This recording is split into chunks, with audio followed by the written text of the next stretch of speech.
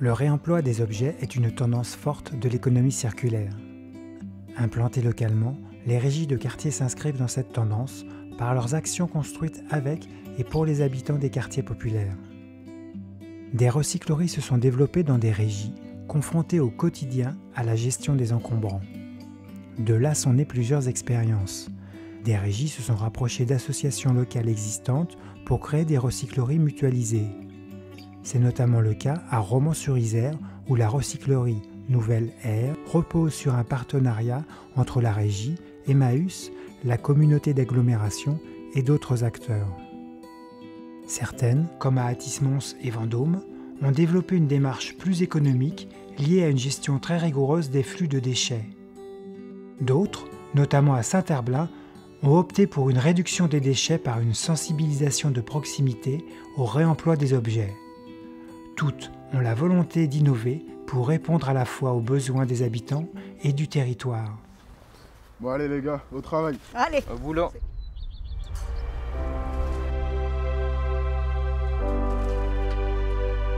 Les déchetteries sont saturées de déchets, dont une partie va finir enfouie en décharge et l'autre incinérée. Ça a un impact environnemental évident, étant donné la raréfaction des ressources, mais ça a également un coût économique pour les collectivités. Les recycleries fournissent une solution en prolongeant la durée d'usage des produits et en donnant une seconde vie aux objets.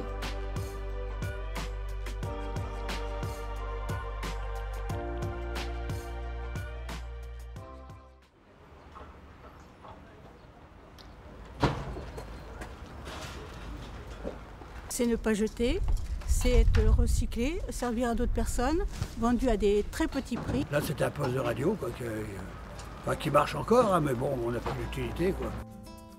Pour répondre à la demande des habitants, la collecte des déchets ne s'improvise pas. Tout est question de méthode, d'organisation. Les équipes des recycleries sont formées et chacune d'entre elles travaille en lien avec ses partenaires locaux. Les vêtements, c'est dans ces containers pour la plateforme d'insertion. Et puis dans le container de réemploi, c'est tout ce qui peut concerner Emmaüs et la matériothèque de la ressourcerie verte.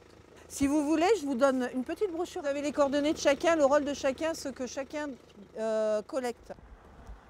En tant que valoriste, je viens ici, c'est une partie de mon travail et je sensibilise par demi-journée les gens. Je vais leur parler du projet de la recyclerie Nouvelle Ère et du rôle de chacun, des partenaires dans ce cadre aussi. Mais si on arrive à voir qu'il y a des choses qui sont en état ou pas, ben là on va essayer de les orienter vers la matériothèque ou vers le local pour Emmaüs par exemple. On a conscience que les associations sont acteurs très importants en matière de réduction des déchets. Pour moi, la régie de quartier, ce qu'elle apporte, c'est également son point de vue local. Et puis, c'est vrai qu'elle développe de nouveaux services, notamment la collecte auprès des particuliers, qui est aussi une façon simple de récupérer des objets qui peuvent être réemployés. On vient presque tous les jours, des fois 3-4 fois par jour avec le camion des encombrants.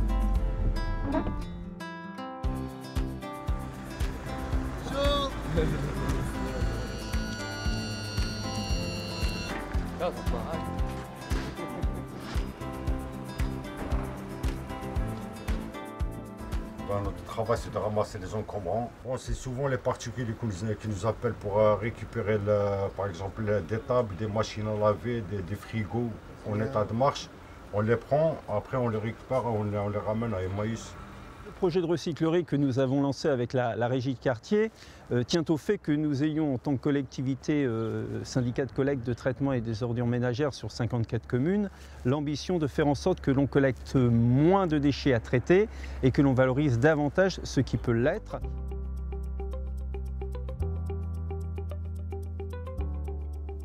Sur l'année 2015, nous avons collecté environ 75 tonnes de meubles et objets divers et variés, dont la moitié a pu être revendue en fait sur notre boutique et l'autre moitié a été recyclée. Les objectifs de la recyclerie, ça a été le regroupement de plusieurs ambitions visant à réduire notamment les flux d'enfouissement. L'objectif majeur, c'est de réutiliser autant que faire se peut tout ce que sont les meubles, les bibelots, etc. etc.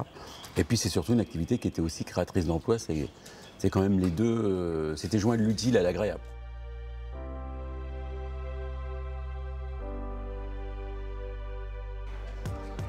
Les recycleries des régies fournissent des ressources au territoire et à leurs habitants par les biens qu'elles proposent, mais aussi les emplois créés. Il s'agit d'emplois locaux, polyvalents ou spécialisés, qui permettent l'acquisition de compétences transférables.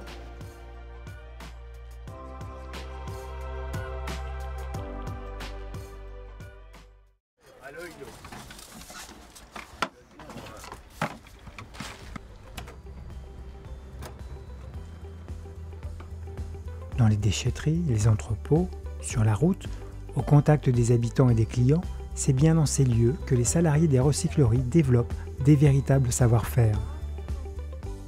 À la création de la recyclerie, il a fallu écrire tous les postes de travail. Que ce soit l'agent valoriste, l'agent qui allait collecter en porte-à-porte sur rendez-vous, le tri sur la revalorisation des déchets, la boutique, l'identificateur, il a fallu créer le logiciel. Voilà, on a créé énormément de postes de travail qui correspond aussi, et ça c'est la plus-value de la recyclerie, à aussi du travail pour le public féminin. Je vais dépoussiérer un peu avec la brosse, ça sent pas. Voilà, ça va partir.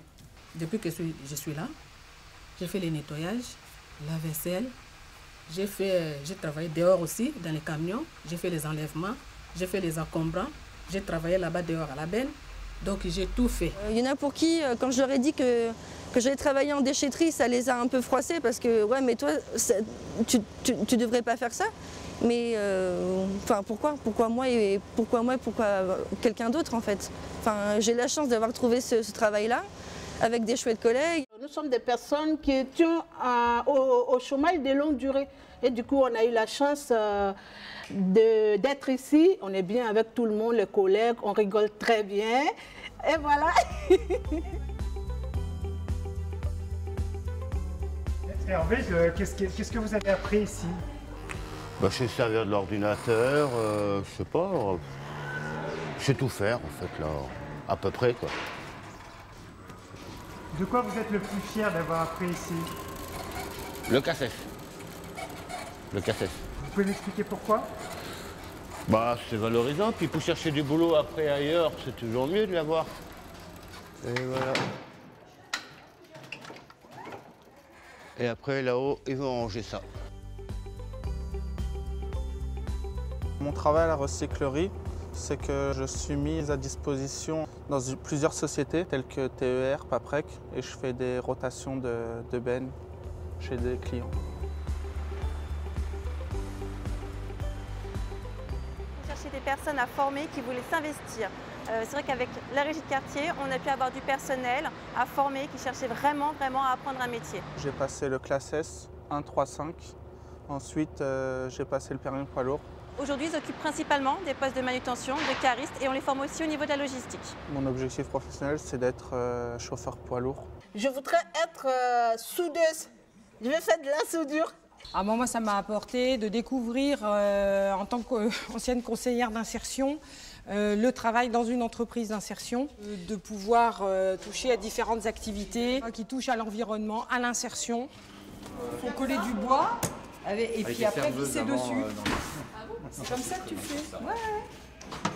Pour nous, collectivités, l'avantage, c'est que cette recyclerie occupe un ancien site industriel délaissé. Donc ça nous a permis aussi de réinvestir un bâtiment qui était complètement inutilisé. Donc forcément, la recyclerie travaille avec les entreprises alentours et crée de l'emploi. L'autre intérêt de la recyclerie, c'est la diversité des postes et on va dire le volant d'activité qui est pratiqué et donc qui permet, sur le volet emploi, aux personnes en insertion, d'aborder et d'expérimenter plusieurs thématiques.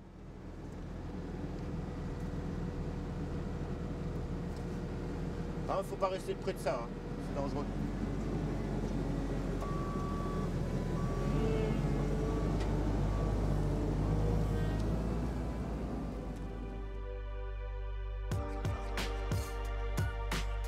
Les habitants sont au cœur des régies. Parfois à l'origine des recycleries, ils en sont les bénévoles, les salariés, mais aussi les clients. Ces recycleries répondent à deux besoins, celui de se vêtir et de se meubler à moindre coût, mais aussi celui de consommer autrement.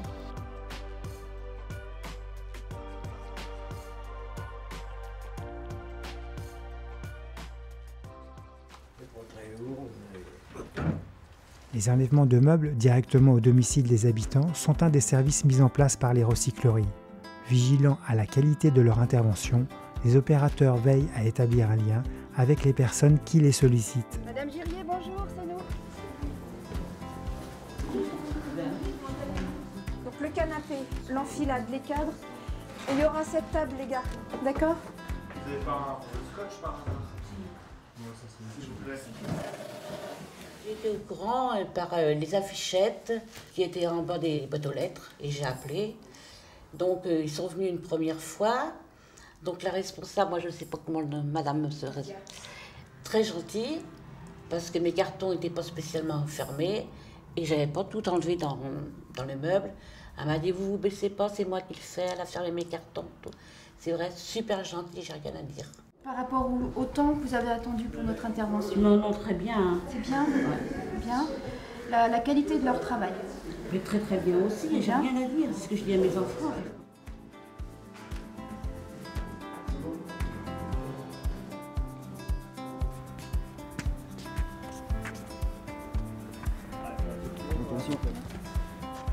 Je suis contente dans un sens parce que je me dis que ça va servir à quelqu'un d'autre. C'est surtout ça. Parce qu'autrement, je n'aurais pas su quoi en faire. On est vraiment au plus près des habitants. Ils sont en difficulté et après notre passage, en général, ils sont contents parce qu'on a résolu un problème. Et tout ça gratuitement, donc c'est vraiment un service qui est apprécié. Et nous aussi, en tant qu'opérateurs sur le terrain, on apprécie vraiment ce contact. On a vraiment l'impression d'être utile.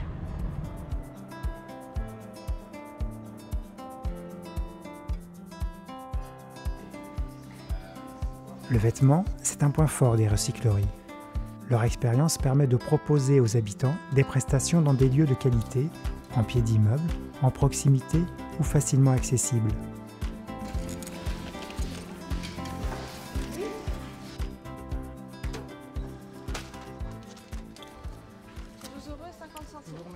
Merci à vous. Les clients viennent en général parce qu'ils ont peu de revenus, parce qu'on a beaucoup de petits trésors dans le magasin et qui sont en général contents de trouver plusieurs choses qu'on ne trouve pas ailleurs.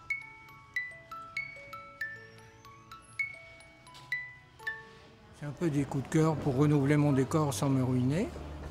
Et puis un peu de vaisselle aussi, parce que de temps en temps, changer d'assiette pour manger quand on est retraité, qu'on est tout seul et qu'on fait son petit repas, si on change les verres, les assiettes, ça donne un peu de punch. Je suis une fan de brocante, de fripes. Je ne suis pas de la région, c'est ma maman qui habite là et quand je viens la voir, systématiquement je viens.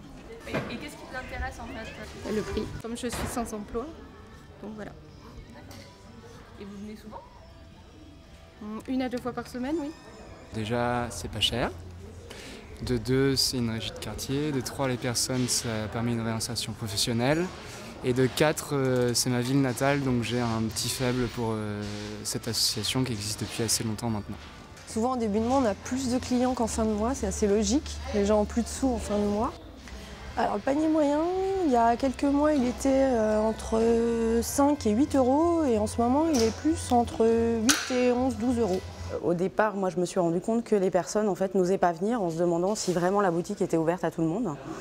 Et en fait, à force d'avoir de la communication et d'avoir des événements comme des vernissages, de parler de nous par rapport à des partenariats avec les entreprises, les gens, finalement, viennent et puis se retrouvent au sein de la boutique. Les recycleries proposent des biens à des coûts très modiques et mêlent créativité et qualité pour répondre aux besoins du plus grand nombre. On estime que les gens qui n'ont pas d'argent peuvent être très bien reçus dans une belle boutique, en centre-ville, dans un endroit agréable, parce que c'est présenté comme dans une véritable boutique de mode. On vient de faire 3 sortes de créations, les pantacourts, les shorts et les sacs, tout en récupération avec du jean, avec des chemises et plein d'autres accessoires qui permettent de faire la création.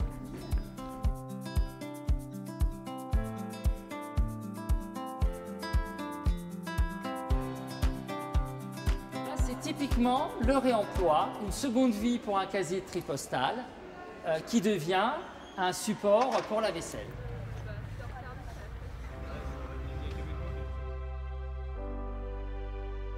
Les régie amène les habitants à questionner leurs habitudes. Si cette sensibilisation a un impact, c'est parce que les messages sont conçus et transmis par des habitants. Très concrètement, les recycleries permettent de réinterroger nos modes de vie, l'acte d'achat et notre rapport aux objets.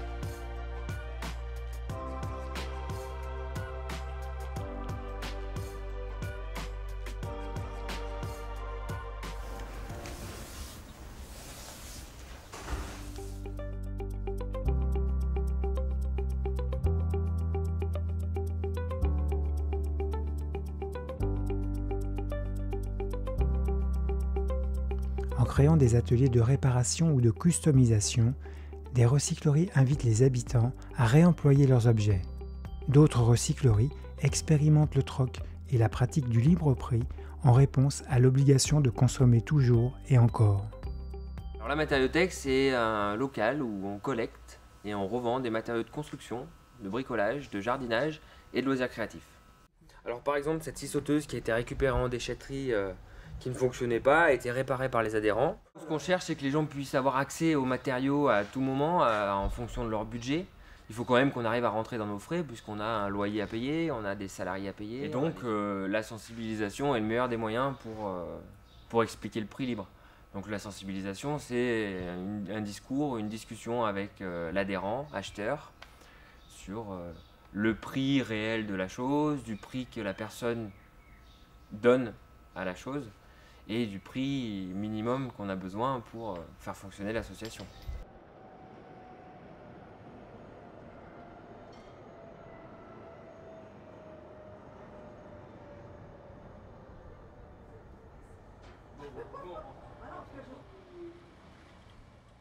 Ce qui attire donc le public à venir ici, c'est tout simplement le fait d'échanger, le fait de, voilà, je peux m'équiper, pas cher, mais en plus je peux même carrément reprendre d'autres choses. Par exemple, j'ai des enfants qui grandissent, et ben je peux carrément échanger mes petits vêtements et reprendre des vêtements à la bonne taille de mon enfant. J'ai pris une robe pour ma fille. D'accord. Ça va. Vous l'avez fait comment? Vous l'avez acheté ou vous avez fait le troc? Avec le troc, en fait, j'amène des vêtements de chez moi et en échange, je peux avoir des vêtements ici, en fait. Qu'est-ce que tu as échangé, toi? Montre-moi. Alors, j'ai échangé un petit doudou rouge, comme ça. Ouais. Donc celui-là, avant, c'était le mien. Et j'ai échangé contre un petit jouet dans l'armoire ici. Wow. La transformation en profondeur des habitudes ne peut se faire qu'en mettant les habitants au cœur des actions.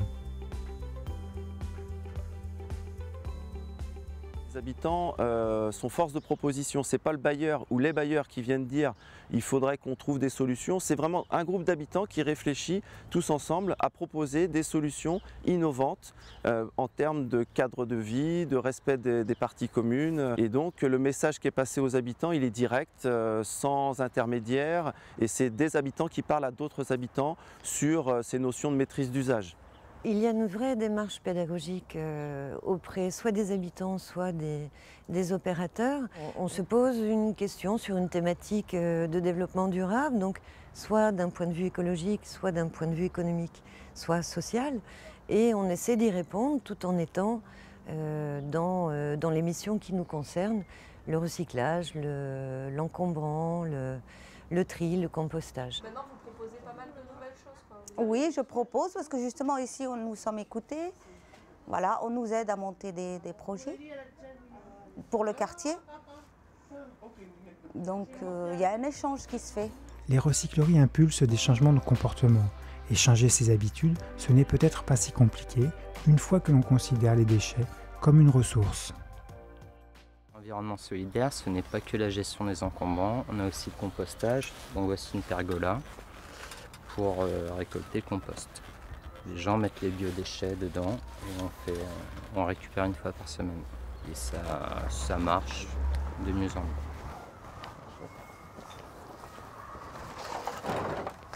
Là, cette poubelle, elle est propre, là. On voit des légumes. À travers ces photos des jeunes de ce quartier-là, les parents qui voient ces photos-là, ils connaissent ces enfants déjà. Donc, C'est un moyen d'approche plus facile, je veux dire. Les habitants, ils ont très bien compris, je trouve.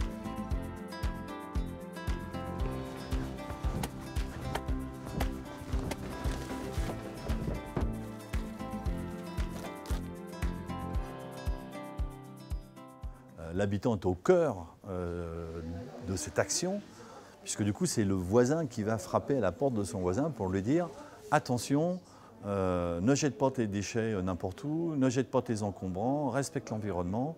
Et du coup, ce n'est pas le bailleur qui parle, ce n'est pas la régie de quartier qui parle, c'est l'habitant.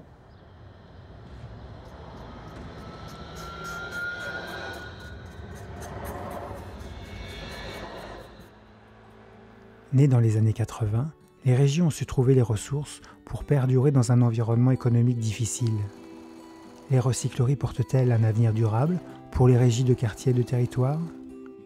Donc politique de la ville, réduction de déchets, emploi de proximité. Et c'est vrai que les régies sont complètement équipées pour pouvoir répondre à ce genre de mission. Donc sans les moyens, sans la régie, à mon avis, la recyclerie n'existerait pas. J'encourage les régies de quartier à créer ce type d'activité parce que c'est diversifié et ça nous rapproche aussi des habitants et des élus. Déjà, j'ai un travail, je me lève le matin, je sais quoi faire. Je participe à l'amélioration de mon quartier. Pour moi, c'est un plaisir. De l'humain. De l'humain. Mais vraiment, tous les jours.